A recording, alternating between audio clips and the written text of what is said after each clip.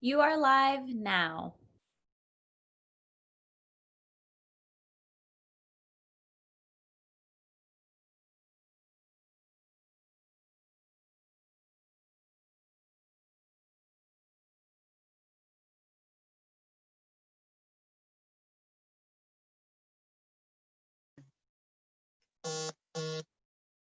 Today, Hearst Castle is a California state park, but at one point it was the home of a media mogul named William Randolph Hearst. A media mogul is someone who owns lots of different types of media. That might be newspapers, television stations, radio stations. He even produced Hollywood films, and he decided to build his home in his favorite place, overlooking the Pacific Ocean. Have you ever swam in the ocean? Do you remember what it was like? Do you remember what it was like to have the sand squish between your toes or the salt water on your lips? Maybe you've never gone swimming in the ocean. That's okay. Hearst Castle overlooks the ocean, but it also has two beautiful swimming pools. And right now we're near the Neptune pool, named for the Roman god of the sea, Neptune. Let's take a look.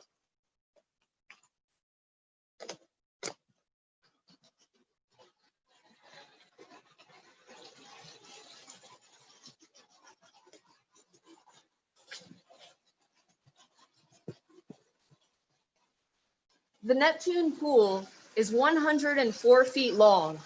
Right now we're standing on the shallow end. It's 3.5 feet deep here. On the far side, it goes to 10 feet deep long, 10 feet deep.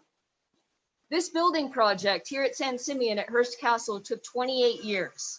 It was a long, complicated project, and there were lots of bumps in the road along the way. It was a good thing that the woman in charge of this building project was bright and hardworking and perseverant. When you're perseverant, it means that you don't give up in the face of obstacles. When things get hard, you simply work harder. Julia Morgan was an architect. An architect builds buildings. They might even build bridges. An architect probably designed the house that you live in and some of the buildings that you go to.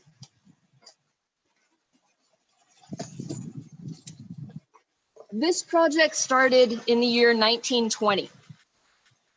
That was 100 years ago. And in 1920, there were hardly any other architects who were women. 1920 was a big year for women. That was the year that the 19th Amendment was ratified, guaranteeing all American women the right to vote. Throughout the 1920s, 1930s, and 1940s, the media mogul William Randolph Hearst invited many famous and interesting people to come stay with him here at San Simeon. Today, I would like to tell you about one of my favorite guests, the swimmer Gertrude Ederle. She visited San Simeon in 1928. Like Julia Morgan, the architect, Gertrude Ederle defied expectations and proved that not only could women be tremendous athletes, they could also be national heroes. Today, we'll be reading America's Champion Swimmer, Gertrude Ederle.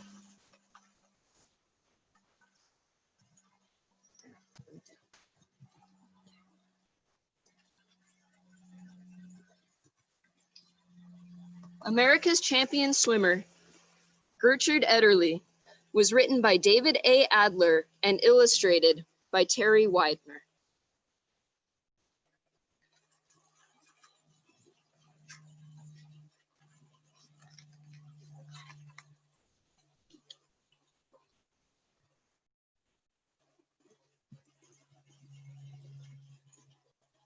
In 1906, women were kept out of many clubs and restaurants.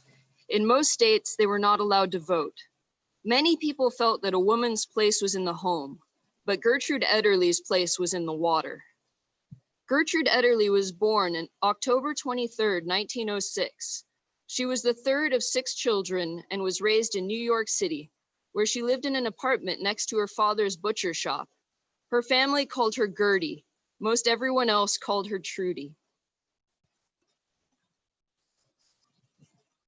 They liked big hats over 100 years ago. Can you read what that sign says? And over here, that must be Gertrude Ederle as a baby. That's her mom. Look how happy she is to be getting a bath in the sink. She must have been born loving the water.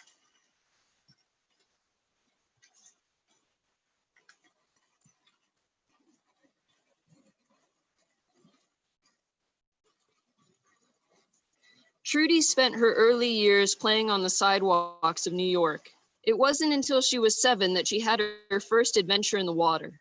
While visiting her grandmother in Germany, Trudy fell into a pond and nearly drowned. After that near disaster, Trudy's father was determined to teach her to swim. For her first lesson, he tied one end of a rope to Trudy's waist and held onto the other end. He put Trudy into a river and told her to paddle like a dog. Trudy mastered the dog paddle. She joined her older sister Margaret and the other children in the water and copied their strokes. Soon Trudy swam better than any of them. Do any of you know how to dog paddle? Do you know any other strokes? Those are the kids playing in the water. That must be Gertrude. She's got that same smile on her face. There's that rope. So that man must be Gertrude's dad.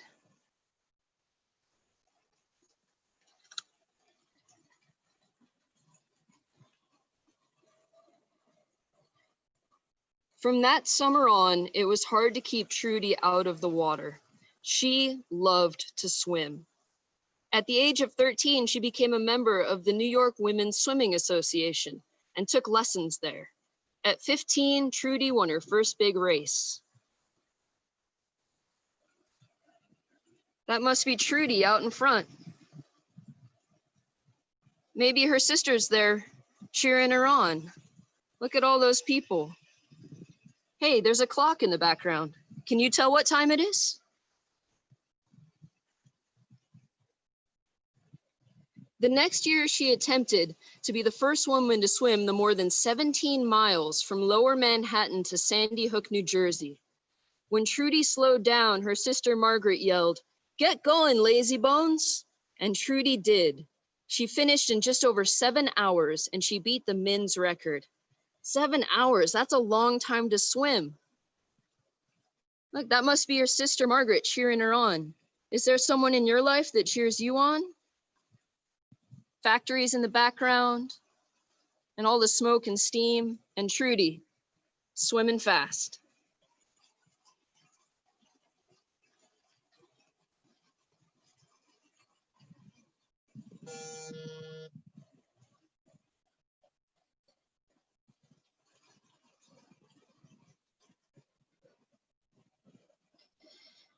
People were beginning to notice Gertrude Ederle. Newspapers described her as courageous, determined, modest, and poised. They called her the most perfect swimmer. Trudy's mother said she was just a plain home girl. In 1924, this plain home girl was good enough to make the US Olympic team. Trudy won 3 medals at the Games in Paris. Her team won more points than all of the other countries' swimming teams combined. Oh, hey, there's a big tower in the background. That's a pretty famous tower. Does anyone know the name of it? That's the Eiffel Tower.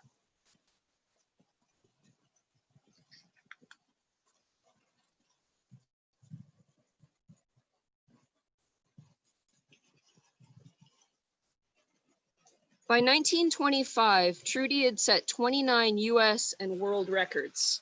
She was determined to take on the ultimate challenge, the English Channel. Many had tried to swim the more than 20-mile wide body of cold, rough water that separates England from France, but only 5 men and no women had ever made it all the way across. Many people were sure Trudy couldn't do it.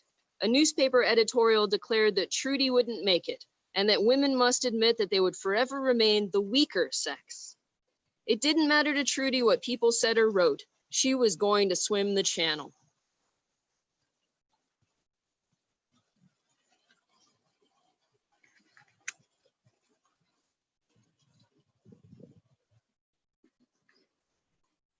Early in the morning on August 18, 1925, Trudy stepped into the water at Cape Grenée, France, the starting point for the swim.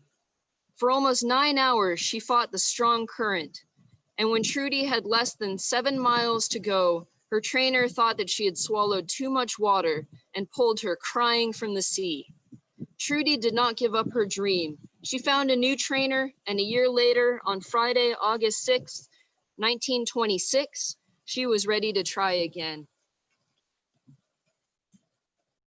There are Trudy's feet in the sand.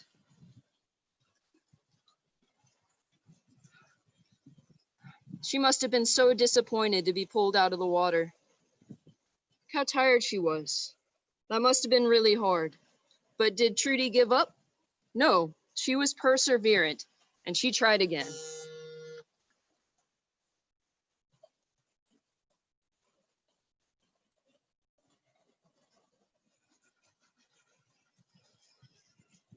Trudy wore a red bathing cap and two-piece bathing suit and goggles that she and her sister Margaret had designed. To protect her from the icy cold water, Margaret coated Trudy with lanolin and heavy grease. The greasing took a long time, too long for Trudy. For heaven's sake, she complained, let's get started. Finally, at a little past 7 in the morning, she stepped into the water. Gee, but it's cold, Trudy said.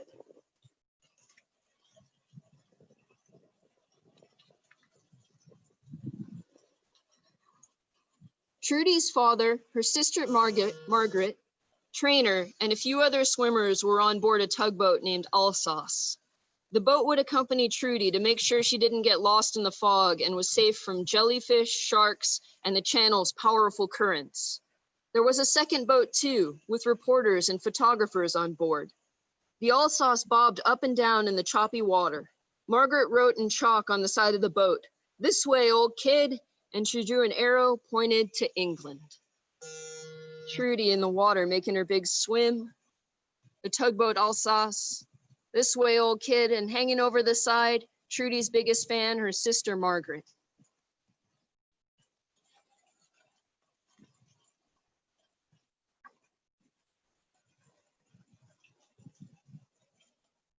To entertain Trudy, Margaret and some of the others sang American songs, including the Star-Spangled Banner, East Side, West Side.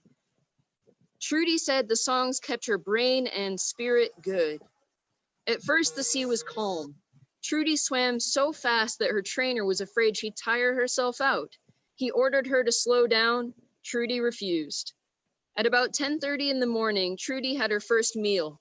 She floated on her back and ate chicken and drank beef broth. A while later, she ate chocolate and chewed on sugar cubes. Then she swam on. They must have given her food in a big basket. I have never eaten chicken in the ocean. How about you guys?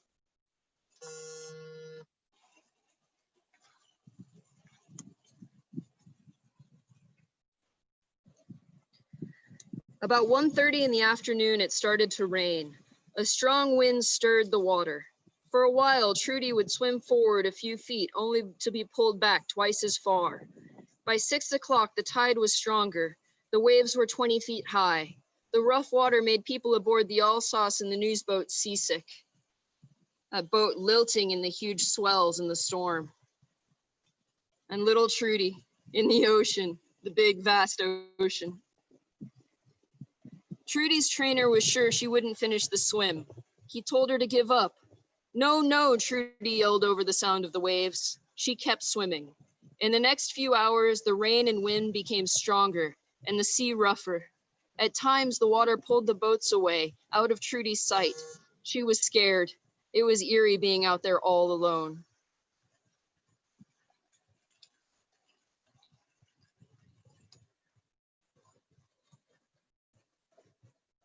Now Trudy had trouble kicking in the water. When the Alsace came close again, Trudy said her left leg had become stiff. Her trainer was frightened for her. He yelled, "You must come out." "What for?" Trudy shouted and kept swimming. Trudy continued to fight the tide and the constant stinging spray of the water in her face. She knew she would either swim the channel or drown.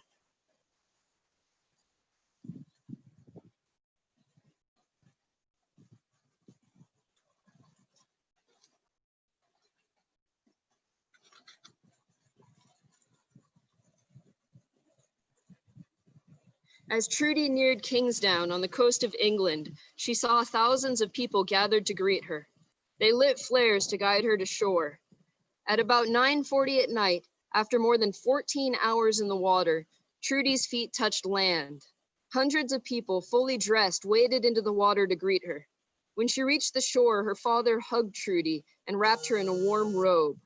I knew if it could be done, it had to be done, and I did it, Trudy said after she got ashore. All women of the world will celebrate. All of those people are there to light her way.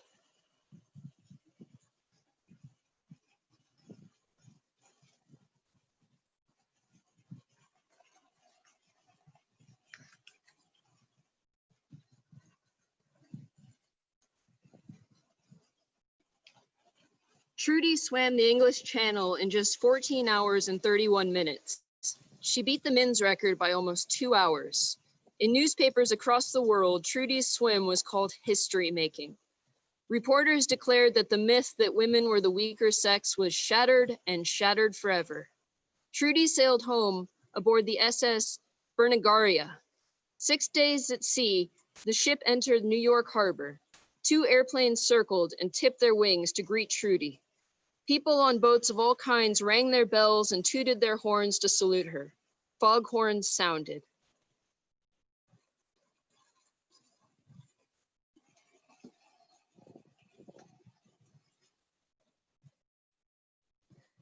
Trudy climbed into an open car for a parade up Lower Broadway. An estimated 2 million people, many of them women, stood and cheered. They threw scraps of newspaper, ticker tape, pages torn from telephone books, and rolls of toilet paper. When her car arrived at New York City Hall, Mayor Jimmy Walker praised Trudy for her courage, grace, and athletic prowess. American women, he said, have ever added to the glory of our nation. President Calvin Coolidge sent a message that was read at the ceremony. He called Trudy America's best girl, and she was. Gertrude Ederle had become a beacon of strength to girls and women everywhere.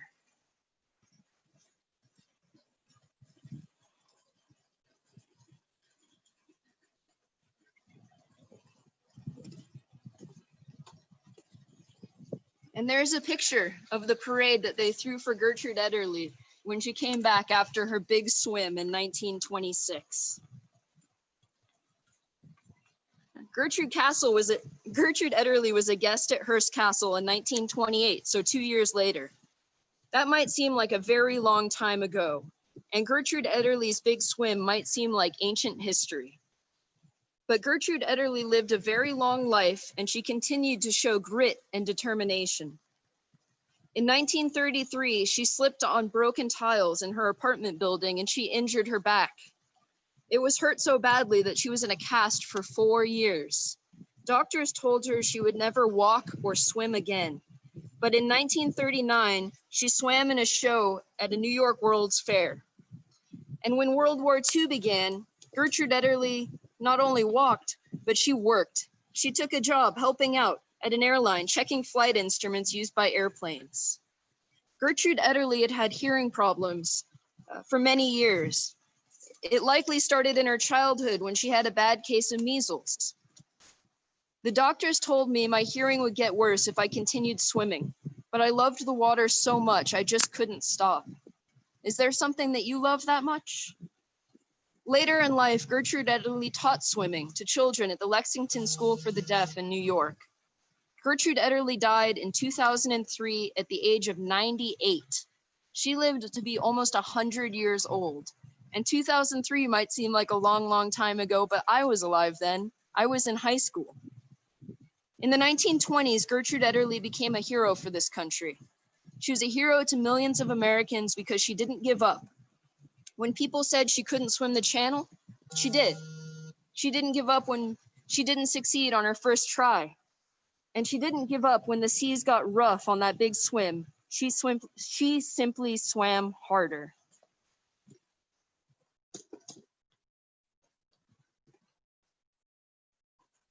Thank you so much for joining me today at Hearst Castle. We're now going to send you down the hill to the coast about 4 miles north of here to learn about elephant seals with Monica.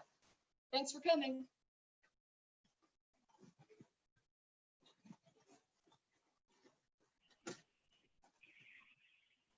Awesome.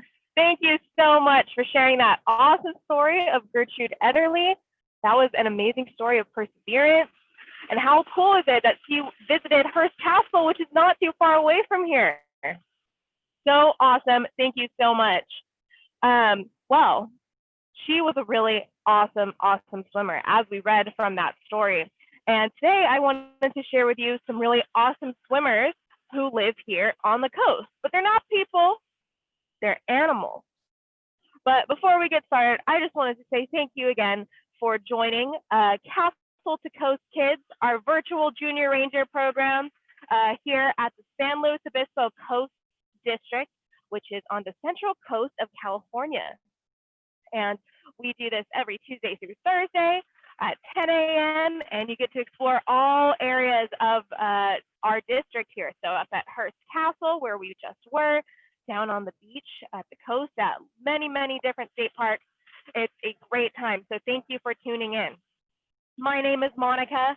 I work for California State Parks. I'm an interpreter.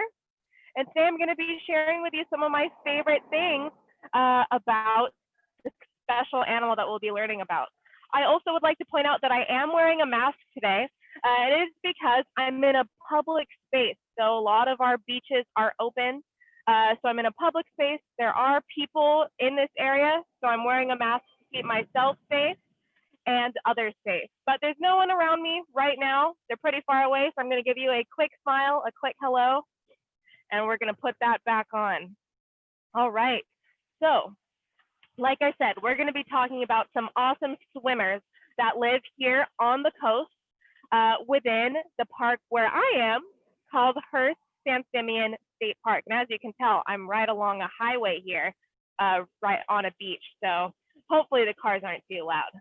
But some of the awesome animal swimmers that live or spend a lot of time here at Hearst San Simeon State Park is something called an elephant seal. Have you ever heard of an elephant seal before?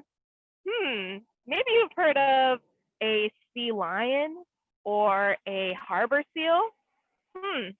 What about an elephant seal? Well, an elephant seal is related to both of those, sea lion, harbor seal, also walruses, all those animals that kind of look like that. And today I'm going to show you some that are here right now. So what I'd like you to do is go ahead and imagine what you think an elephant seal looks like. So think about its name, elephant seal. What might an animal with that name look like? And go ahead and close your eyes while we do this. Let's imagine together an elephant seal with our eyes closed. We're going to think about it, what it looks like, what it might be doing. I'll give you a second, keep your eyes closed, and I'll let you know when you can open them.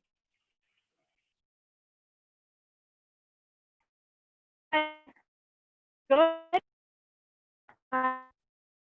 Check it out. Can you see them? I see them right over there, but you know what? They're kind of far away. So what I'm going to do, I'm going to put on my little magnifying camera here. We're going to get a closer look. Oh, check it out.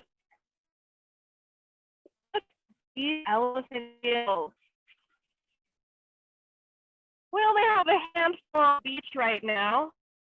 This time of year, there usually aren't too many. Other times of year, the whole beach is covered in elephant seals. Hopefully this stays pretty clear. But there you have it.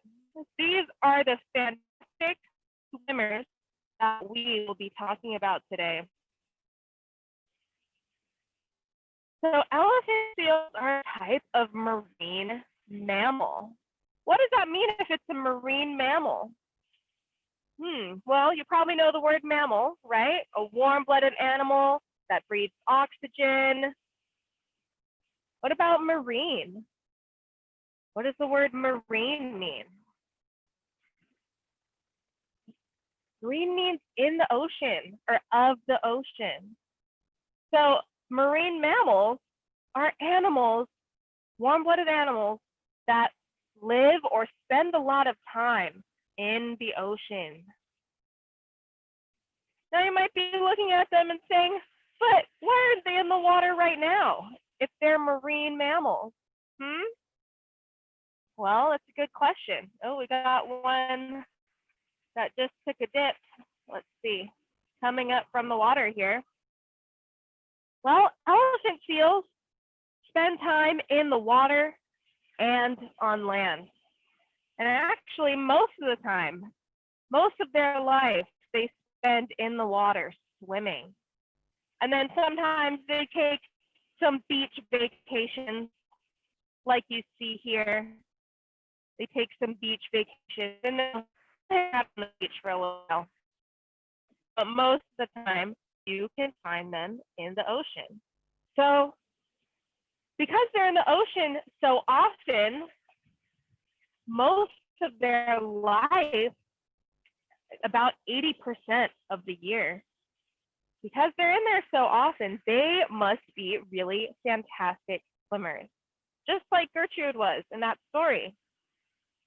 Well, the difference is that these animals, they don't have to train to become good swimmers like Gertrude. They're born to be great swimmers. They have all these awesome body parts and adaptations that help them be great swimmers in the ocean. What's an adaptation? Does that sound familiar to you? What are some adaptations? Well, adaptations might be things that an animal has on its body or behaviors that it does that help it survive or live better or make it extremely accustomed to its environment, right? So the elephant seal would have adaptations that would help it survive and thrive in the ocean and on land since they spent some time there. But today we're going to talk about those adaptations that help them in the water. Now, what I'd like you to do, we're going to do some actions together to try to figure out these marine mammals, these elephant seals, and their special adaptations, kind of like their superpowers. So we're going to go through their body parts together, and we're going to figure out what makes those body parts so adaptable or so awesome for the water. So we're going to start off by talking about their eyes. Now, let me ask you a question. If you were about to go swimming, maybe in a pool or in the ocean somewhere, would you wear something to protect your eyes?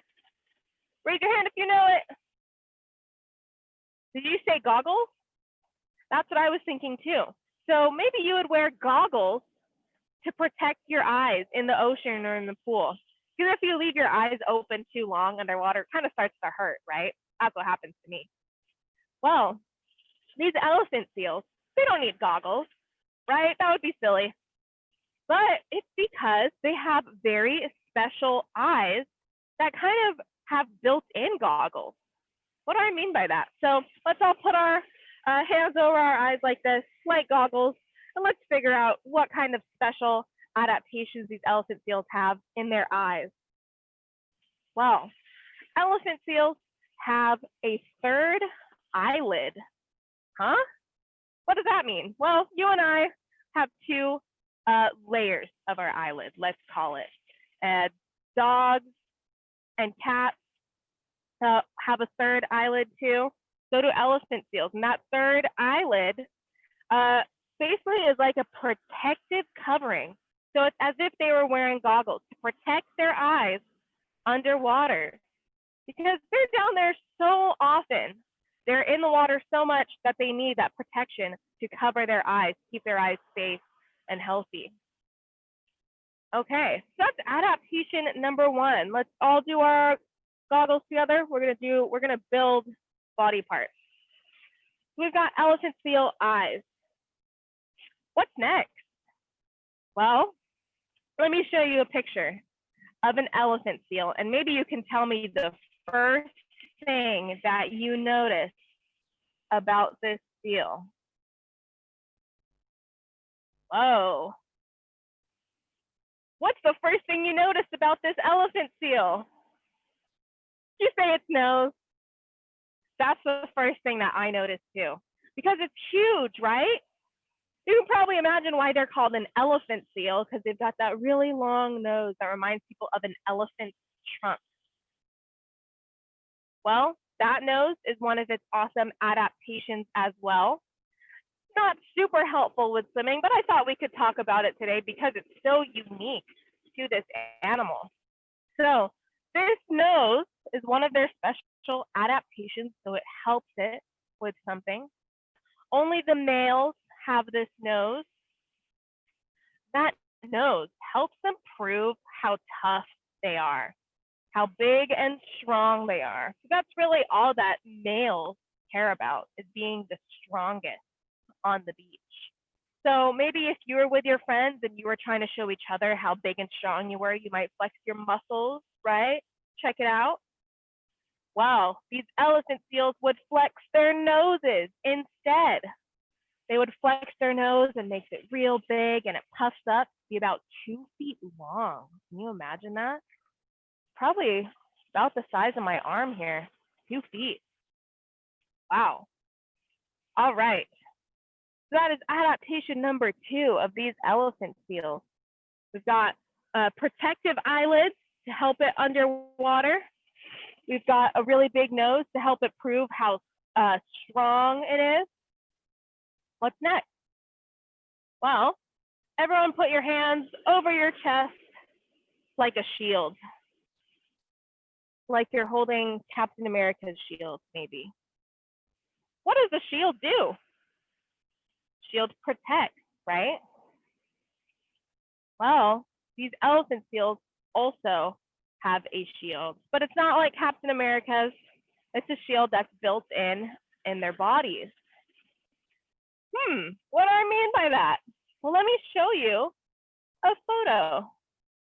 And again, this adaptation doesn't really help them with swimming necessarily, but I think it's so cool, so I wanted to share it with you.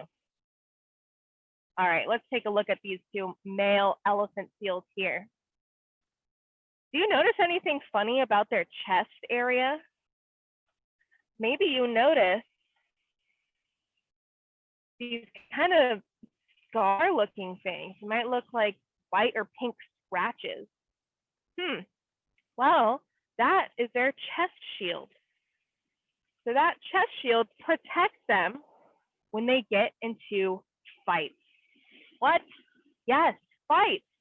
You can tell in this picture, they kind of look like they're battling, right? When male elephant seals fight each other, they might bash their heads into one another or bite each other. So that chest shield helps protect them. It's a very hard layer. And if you want to know just how hard, take your finger and tap on your fingernail. And if you tap on your fingernail, you will notice that it's hard, right? Well, it's made out of the same stuff that an elephant seal's chest shield is made out of. So a nice, hard, protective layer keeps their bodies safe from getting hurt in these vicious fights. Awesome. Great job. Let's review what we've done so far. We've done protective eyes that act like goggles to help them underwater. We've done their big nose to help them prove how tough they are. And we've done their chest shield to help keep them protected and safe during fights. Now let's get back to another adaptation that helps them swim really, really well. What I'm gonna do, I'm gonna flip this back around and let's take another look at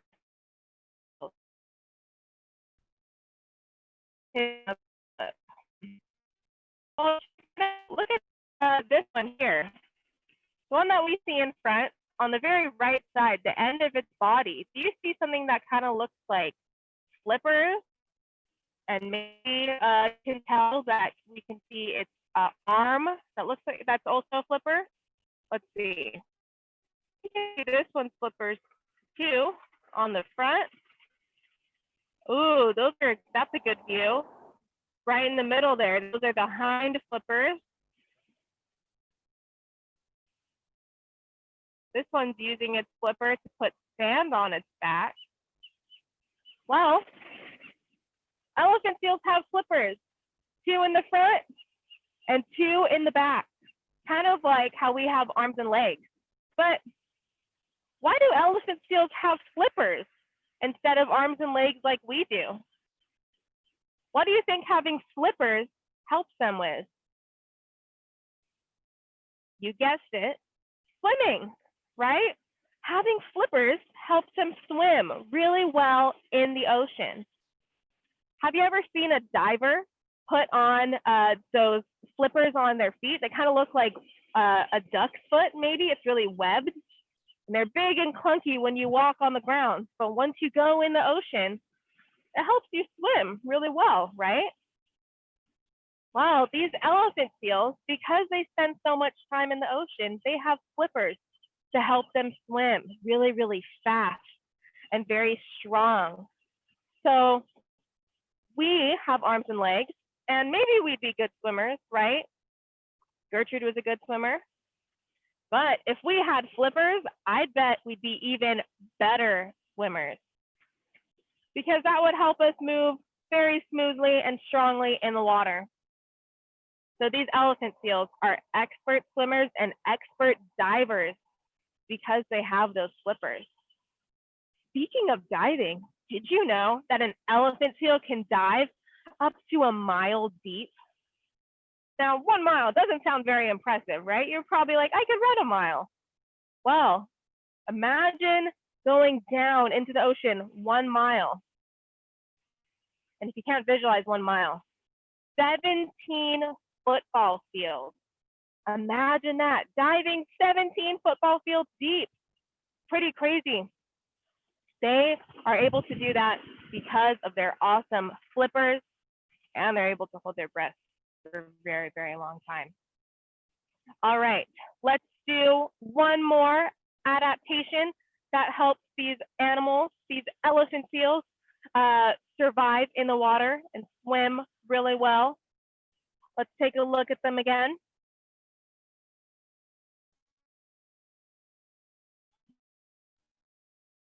So these seals kind of chunky,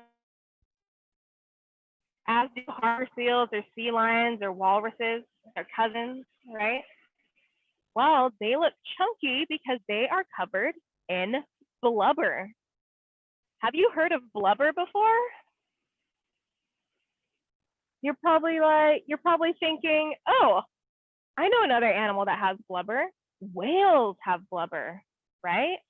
And dolphins have blubber. What does blubber do? Blubber keeps them warm, right? So everyone give yourself a great big hug like this. Cover your arms around your whole body. And does that make you feel warmer or colder? Makes me feel warmer, right? Because I'm covering my body. Well, these elephant seals and their blubber, the blubber helps keep these elephant seals warm. Their entire body is covered in a layer of blubber, which is fat, and it helps insulate them, helps keep their bodies warm while they're swimming in the cold, cold ocean. So kind of like how humans, maybe if we didn't want to be cold while we're in the ocean, maybe we would put on a wetsuit, right? We would insulate ourselves.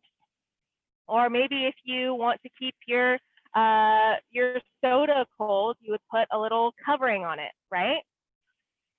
Insulating it, insulating your drink or insulating yourself so you stay warm while your surroundings are very cold. And because these elephant seals dive so deep, deeper than almost any other marine mammal, it gets very cold down where they go, right? The deeper you go in the ocean, the colder it gets. So that blubber is very, very important for them to have all over their body.